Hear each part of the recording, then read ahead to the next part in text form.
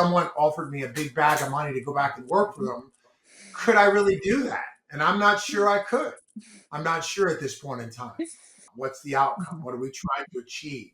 And so for me, that was a transition that I'm very proud of, because now I'm talking about the things that I've done for 30 years in a very different way.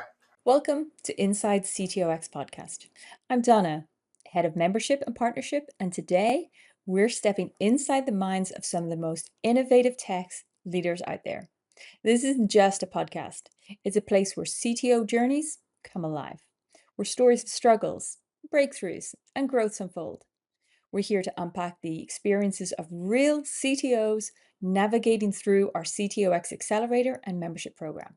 So sit back, tune in, let's get into the story. Today, we're talking with Paul McRae, a sales leader who's proven he can both sell at the top of his game and lead teams to record breaking success as SVP. At ServiceNow, he launched the first ever healthcare services delivery practice across the Americas. Wow. Now working remotely after decades on the road, Paul has found a new balance between leadership and family life. Let's dive into his journey of transformation and leadership. Welcome, Paul. Welcome. Thank you. Now, you joined CTOx quite a while ago. If you can remember, if it's not too far back, if you can remember way back at the start, what was that moment that made you make the decision, I need to join CTOx? I think that if I were to kind of encapsulate where I was mentally at that time, I had been on several decades worth of a journey with large IT companies, VMware, ServiceNow, AWS, AT&T. And I found that I had lost my passion for corporate politics, the corporate machine.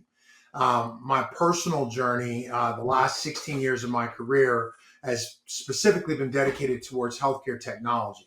And what I've enjoyed most is the work that I'm doing directly benefits people, caregivers, as well as patients. And I felt that working for these corporations for all these years, I really had no line of sight to the good that our work was doing. We might save a client, millions of dollars on a contract, or implement a solution worth millions of dollars, and there's no direct indication on who's benefited other than the cost has been reduced. Someone gets a new bonus.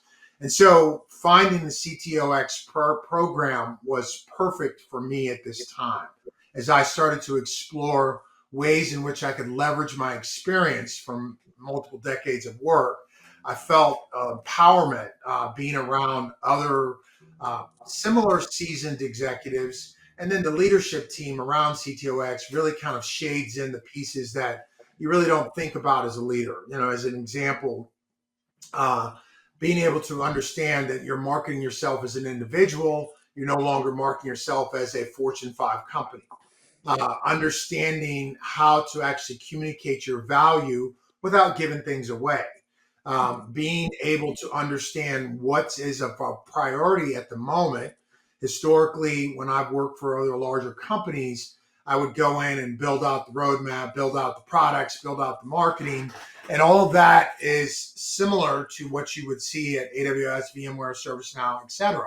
However, as an individual proprietor building a business, you have to think about the maximum use of your time and the hours in which you're applying to any specific Mhm. task.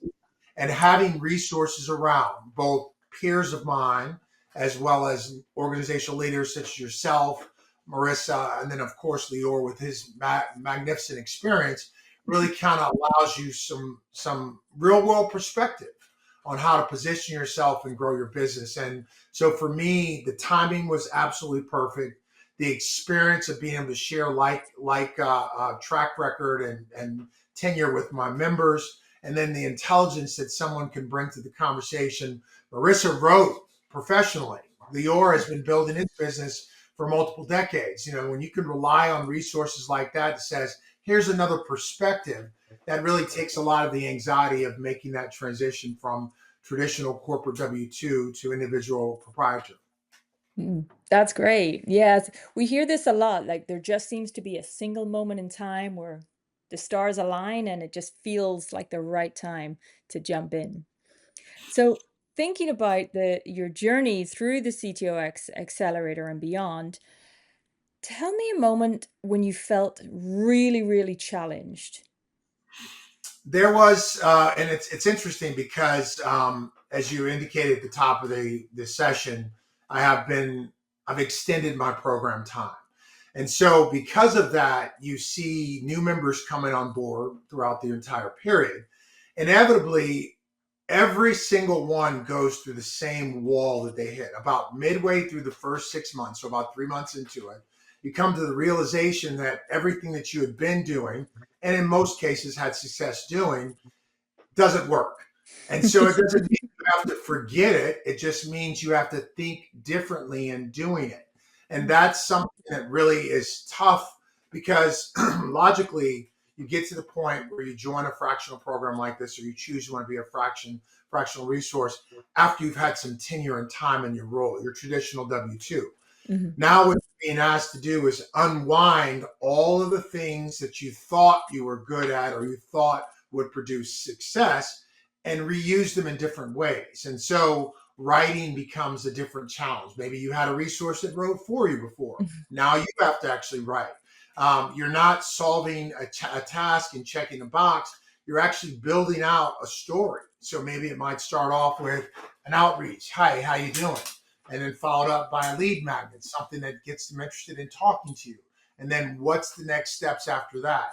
Being involved with a team of people. And one of the pieces of the program that I've thoroughly enjoyed is the peer progress group and having the ability to actually circle up as a group.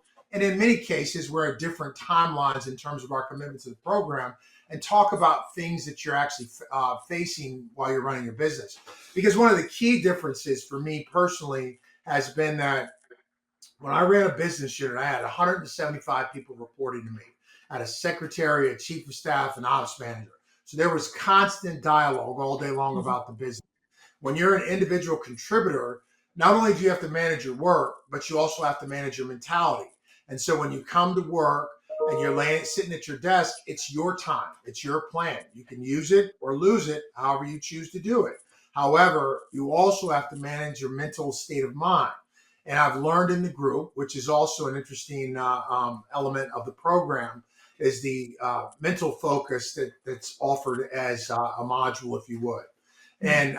And doing that, you really start to think about, how am I evaluating myself? How am I evaluating opportunities? Am I evaluating it incorrectly? I had a mentor ask me years ago, said, are you asking the right questions? In the CTOx program, you're encouraged to think about different types of questions, different ways of looking at it. And so this has been, in my opinion, professional training. So this is the execution phase and application of all of your experiences with some very, very good guidance along the way. So it's not like you spend the money, you invest in the program, and then you're on your way. But it's a crawl, walk, run approach that allows you to grow with the program. Yeah, you're absolutely right. And I think, there's one thing of wearing lots of different hats, and I think that's talked about quite a bit when we think about entrepreneur, but you're absolutely right. The mindset shift, how you approach this is very different, and we don't see that talked about enough And out in social that's media. Yeah, that's absolutely one of the most difficult thing that I needed to get to. And I remember a story. Actually, this is a great story. At one point in time, right around that 3 month period, you start asking yourself, do I go back to job? Do I go back to work? Do I get a job? And I'm sure you remember because we talked Mhm. about it. But one of the We things that did. Marissa said to me that was really mind shifting. And I like history. And she said, burn the boats. And I had to, and I'm a visual guy. So this really visually struck me because when the Vikings went to war, they burned the boats. So there was no way to turn around. And so the mentality of being fully committed is a lot more than words. It's Mm. actually fully embracing this transition and saying it. And I can honestly say I'm at the point now where it would be difficult to go back and get a job because I've invested so much mentally into this. I've put in so much time emotionally. I've developed a different way of thinking. I've even Mhm. asked myself recently, if someone offered me a big bag of money to go back and work for them, could I really do that? And I'm not sure I could. I'm not sure at this point in time. That's great. We love to hear that. We love to hear that because such a huge transformation, and that's why I think so many people find it so interesting and want to hear your stories. Um, what has surprised you the most about your personal growth through the CTOX program? Uh, it's two. I'll give you the good and the bad. What surprised me the most is that as a salesperson, it later evolved to BD, is the bigger name to get into.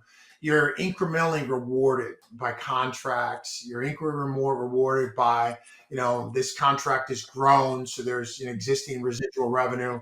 As an individual contributor, you don't get those daily bennies. And so now you start to think about, how do I keep myself motivated? Because for me personally, my career has always been tied to the success of getting a contract, growing a business, reducing the cost as an IT outsourcer in my career at one point in time. And so that's a difficult thing. The positive side is what has happened as it relates to creating and writing and learning and articulating. When you're in a business, as an example, I spent the majority of my career talking to CIOs. And I had to really change the way I was thinking about the business, because when you're AT&T or VMware or ServiceNow, that CIO is going to take your call. Mhm. However, when you're a fractional CTO, I had to come to the realization that if I walked into CTOx, in his mind, there was a possibility that he thought I was calling his baby ugly. And so, given that my business is largely focused on optimization of their environment and really tied to the business controls of the entity or the customer, the client, I moved my business to conversations focused at CEO and COO. And so I commend myself, because now I speak very differently about the business and the solutions. It's more about the operation. And as Lior likes to say, the outcome. What's the outcome? Mhm. What are we trying to achieve? And so for me, that was a transition that I'm very proud of, because now I'm talking about the things that I've done for 30 years in a very different way. Mm. Yeah, that's great. So can you share a story about a relationship or partnership that you've built through CTOX and how's that impacted you on a personal level? There is a member, Ben Saunders, who I connected with very early on. And um, over the course of my career, I've always, and I even encourage my daughter now, when she's meeting someone, to ask very incremental questions. So, where are you from? Where'd you go to school? Family. And so I found that Ben was from New Jersey, and I spent a lot of my life in the New Jersey, New York area. And so we clicked very easily, very early on. What I love about Ben is he made a decision very early in his career, very similar to Lior in the sense that he did not want to work for someone else. And so one would assume that that's the guy, the junk man, pulling pieces together and so forth and so on. And that is absolutely not who Ben is. Ben is a professional. He's an action guy. He's a keep it real guy. And so when I went through that period of what am I doing, Ben and I got on a call, and he said, I'm kind of shocked to hear this, because when I heard your background, I thought that you would just kill it in this. And I said, it's a totally rewiring of it, of my mind. And so for me, having someone, one, remind me of that I have been successful, and two, give me a different sense and a different approach to it, really kind of calmed me and allowed me to accelerate. One of the things that has been brought into our peer progress group, which has been as a part, is keep it simple. You just need to make the connection, get to know the person, and then follow up with something more personal. There's no secret sauce or trick. It's about volume in the beginning, and then once you make the contact, it's about adding value in the conversation or the communication, whether it be an email or a lead magnet or a white paper or whatever the case may be. And that sense of calm that I got from a guy who's been an entrepreneur all of his life, who himself had some struggles in the beginning, who has really identified what works for him, and he's living his best life right now. So I really appreciated that relationship. Yeah, Ben's great. And I think sometimes We see these people who are successful and we see the front end of it and we think, wow, everything just must fall effortlessly into their lap. And that's really not the case. When you dig into the story behind the most successful people here at Fractional at CTOX and other places, there's quite a story behind it. So it's Well, super, super I interesting. think that it's imperative that new members, people considering the program, acknowledge that they will go through a wave of roller coasters. Mhm. There will be a point in time because during that 3 month period, I got to the point where I didn't want to be on the calls anymore because I was hearing about the success that others were having. And you really kind of have to get over your Mhm. pride and ego because there's something there that you can apply to you. There is no right answer to everybody. We got guys that are men and women working on a variety of different businesses, airplanes, golf, the whole 9 yards. But hearing how they're processing it, because they're also two tenured, successful professionals that can offer value and how they mentally went through that transition. And I think that being able to find your bin in the program is an absolute. Find your bend. There we go. We might turn that into a segment. Thanks for that. And what's one piece of advice that you've learned in the accelerator, but that you'll carry with you forever? Always speak about value and impact. It's imperative that you have a framework in terms of how you think and approach anything. And so whether it's business related or decisions you need to make for your family, being able to think about what's the end goal. And really it's no different than Jeff Bezos talks about working backwards and so forth and so on. But being able to really apply that beyond just the client conversation is something I've excited. What do we need to accomplish? You hear me saying to my wife and daughter nowadays, what's the end goal here? And then Mhm. what needs to happen to get to that end goal is something that's heavily emphasized in the program. Yeah. Wow, your daughter's going to learn so much just from you being in this program. I hope she becomes an entrepreneur. How much she actually retains or receives, I don't know. But yes, I hear you. So, where do you see yourself and your family in 12 months, thanks to your experience here at C2X? You know, I honestly want to stay close to CTOX. So I can't see myself walking away. I should say that's not the plan in the next 12 months. If the business continues to keep growing like I want to, I would like to have the ability to travel more. I know I called that out in one of my very first conversations with Lior that, when you look at my resume, everybody says, wow, amazing success. But I haven't traveled internationally to the degree that I want to. I'm at a point in my career or my life where it's not about buying stuff; it's about time with friends and family.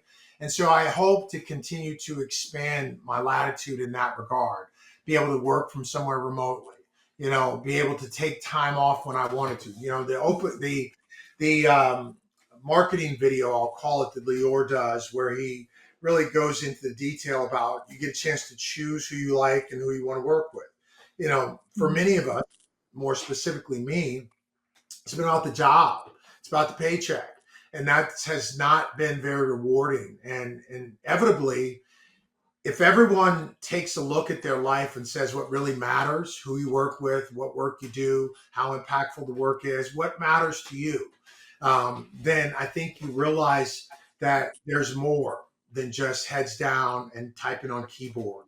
And this program really gives you an opportunity. I won't say it's the end all be all for everyone, but they give you the framework and the controls to actually make that transition.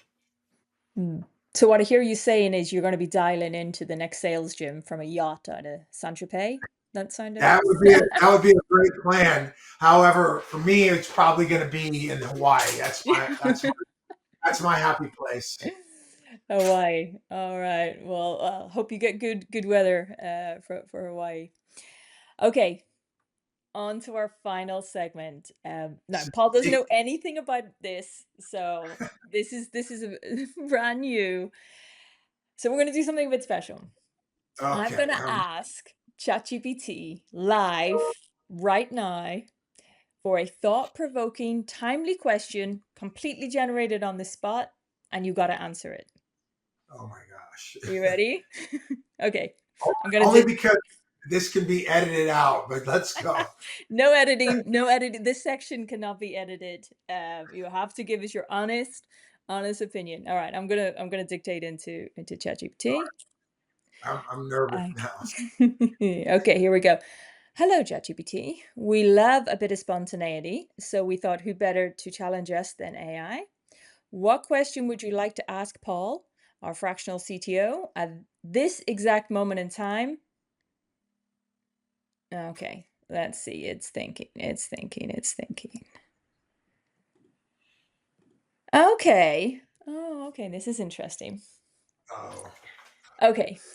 If tomorrow your entire engineering team demanded a 4-day work week with zero loss in output, would you fight it, embrace it, or radically redesign the organization to make it work? I would embrace it, and I would consider what would need to be changed to make it work. And I say this because there were a point in time in my career where I worked for an officer. This is when I ran the Southeast for AT&T, and he said, "I don't care if you can make your numbers in 3 days a week and play golf the other 2 days a week. However, what I would ask you to question is how much could you really produce if you were doing 4 days a week?"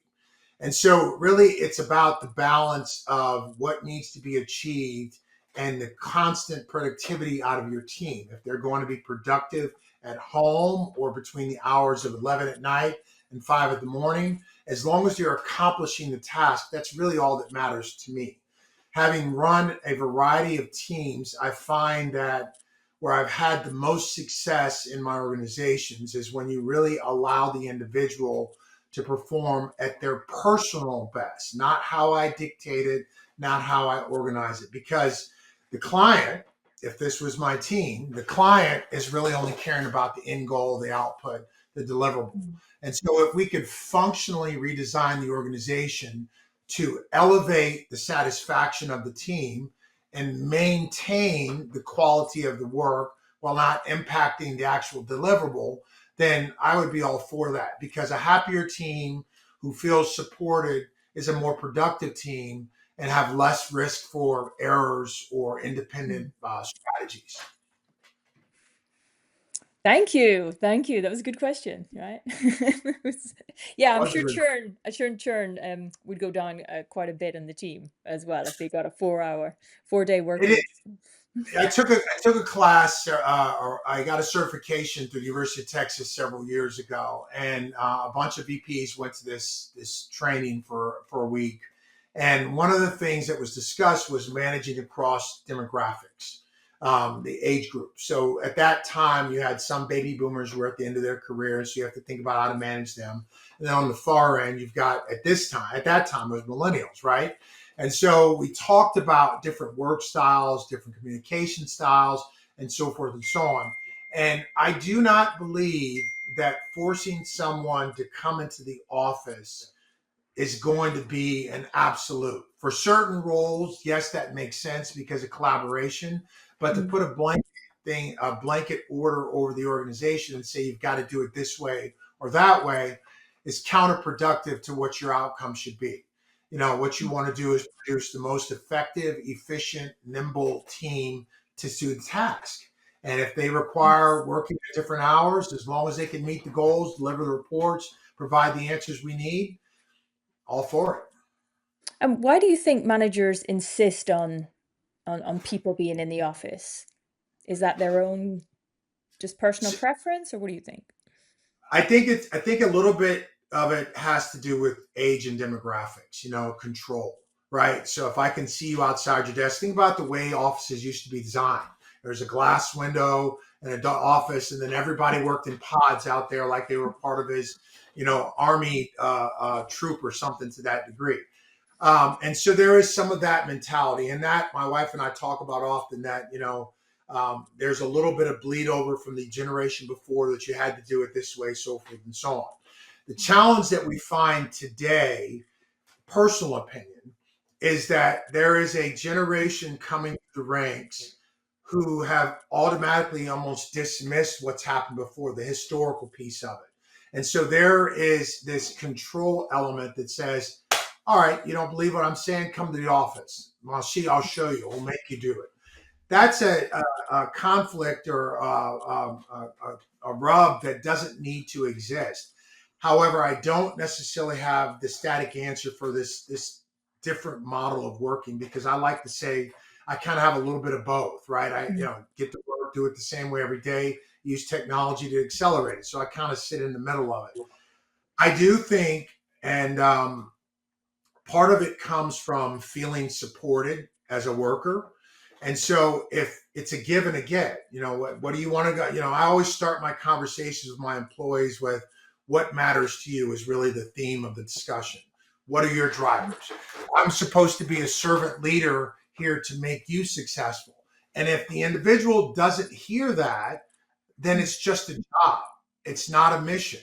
If it's a mission, I'm understanding what matters to you. I'm understanding you want to become a director, you want to run a team. Let's get you into some meetings and sit next to me. You don't see anything, you just hear. Therefore, we're building a continuity and a connectedness across the team. And that's when you get the best performance of work, because now I've asked you, Donna, what matters to you? Why are you doing this? Maybe it's like, maybe your answer is, I want to go to school and I got to make as much money as I can. I know what matters to you, so I'm going to do what matters to you. And to close it, I used to start off every sales year with, I'd say, take a picture, put it on your mirror in your bathroom, to my workforce. And I said, there are going to be days when you absolutely hate the job. And the picture's either going to see a picture of a car or a boat or a vacation. You want to take your grandmother somewhere, whatever it is. But it's the buy-in of why you're doing this that really drives what your behavior is going to be. And if I'm not connected with your buy-in, we haven't had the what matters to you conversation, then you're just a number. And I shouldn't be able to count on you to be there, because it's just a number for a check. That's good advice. Well, Paul, thank you so much for joining us today. Thank you for sharing your journey and your insights. We really appreciate you. And we'll chat to you soon. Stories, experiences, and advice you hear today are incredibly valuable, not just for CTOs, but for the broader tech community and leaders. To our listeners, thanks for tuning in to Inside CTOx. Don't forget to follow us on social media, tag us, and share your favorite insights from the episode. We love hearing your feedback. Make sure to subscribe and check in again for our next episode, where we'll continue to explore the stories behind the tech leaders shaping the future. Until next time.